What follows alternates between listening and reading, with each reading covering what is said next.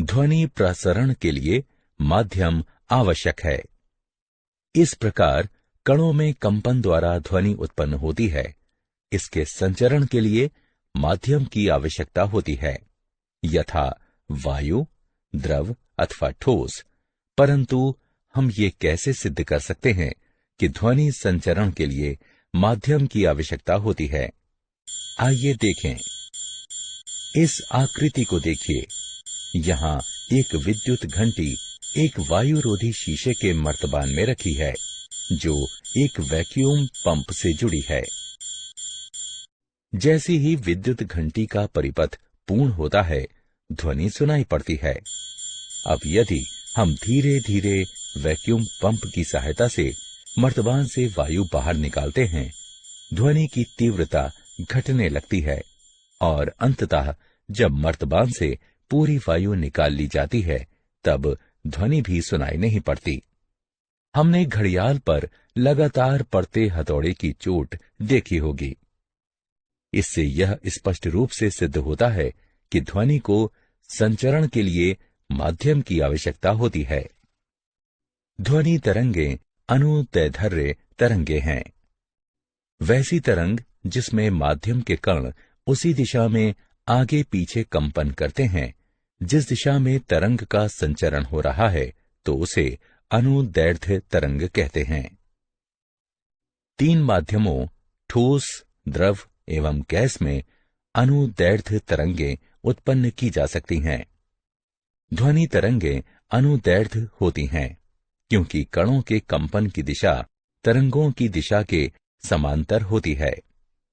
जब कोई ध्वनि तरंग वायु से गुजरती है, ध्वनि तरंगों के समांतर वायु के कण आगे पीछे कंपन करते हैं। इस प्रकार जब एक ध्वनि तरंग क्षैतिज दिशा में संचरण करती है, तो माध्यम के कण भी क्षैतिज दिशा में आगे पीछे कंपन करते हैं, परंतु दिशा ध्वनि के समांतर होती है। उदाहरण के लिए, जब वायलिन के तार को छेड़ा जाता है, तो वायु में एक तरंग उत्पन्न होती है। इस तरंग को अनुदैर्ध्य तरंग कहते हैं। एक अन्य प्रकार की तरंग भी होती है जिसे हम अनुप्रस्थ तरंग कहते हैं। अनुप्रस्थ तरंग वैसी तरंग है जिसमें माध्यम के अलग अलग कण तरंग संचरण की दिशा के लंबवत अपनी अपनी मध्य स्थितियों में गतिविधि करते हैं। ध्वनि तरंगों के लक्षण। एक ध्वनि तरंग को तीन आधारभूत लक्षणों से परिभाषित किया जा सकता है। यह लक्षण है इसकी आवृत्ति, आयाम एवं गति। एक सेकंड में जितने तरंग दैर्ध्य उत्पन्न होते हैं उसे आवृत्ति कहते हैं। यह किलोहर्ट्ज अथवा प्रति सेकंड चक्र में मापा जाता है। ध्वनि स्रोत जितनी तीव्र गति से स्पंदित होगी, आवृत्ति उतनी अधिक होगी। उच्च आवृत्ति को उच्च स्वर के रूप में व्याख्यायित किया जाता है। उदाहरण के लिए, जब तुम उच्च स्वर में गाते हो तो तुम अपने स्वर रज्जुओं को तीव्र गति से स्पंदन के लिए बाध्य करते हो। इस प्रकार उच्च स्वर वाली ध्वनि का अर्थ है प्रति इकाई समय में किसी निश्चित बिंदु पर संपीडन एवं विसरण की अधिक संख्या। भिन्न भिन्न आकार वाली वस्तुओं एवं परिस्थितियों में विभिन्न आवृत्तियों पर कंपन से अलग अलग स्वर ध्वनियां उत्पन्न होती हैं। यह सामान्य तौर पर एक ग्रीक अक्षर न्यू द्वारा दर्शाई जाती है। इसकी एस इकाई हर्ट्ज है। हम जानते हैं कि संपीडन वाले क्षेत्रों में कणों की संख्या ज्यादा होती है और इन्हें वक्र की ऊपरी सतह द्वारा दर्शाया जाता है।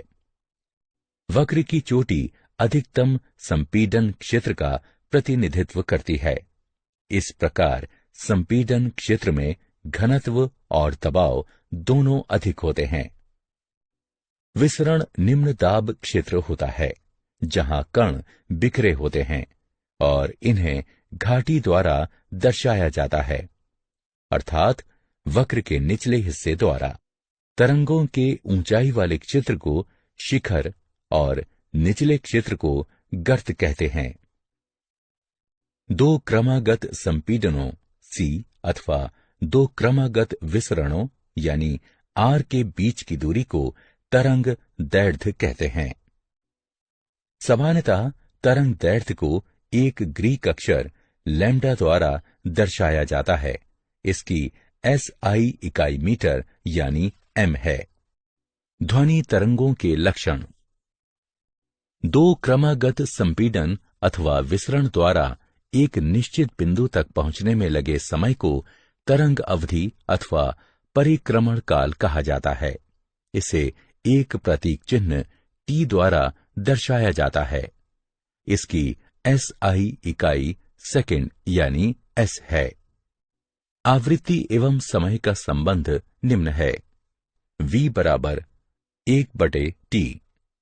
किसी तरंग संकेत की क्षमता अथवा शक्ति को उसका आयाम कहते हैं, अथवा कह सकते हैं कि ग्राफ पर तरंग की ऊंचाई ही उसका आयाम है।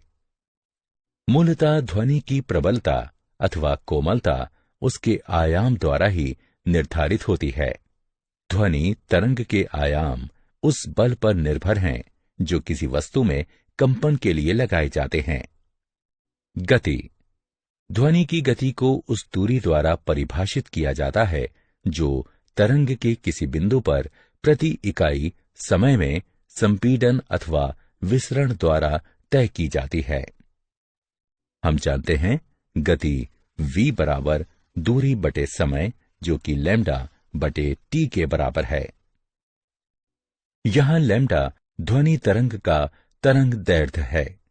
यह एक समय अवधि t में ध्वनि तरंग द्वारा तय की गई दूरी है। v बराबर लैम्डा v कोष्ठक में q 1/T बराबर v या v बराबर लैम्डा v। इस प्रकार न्यू बराबर लैम्डा गुणा v है, अर्थात गति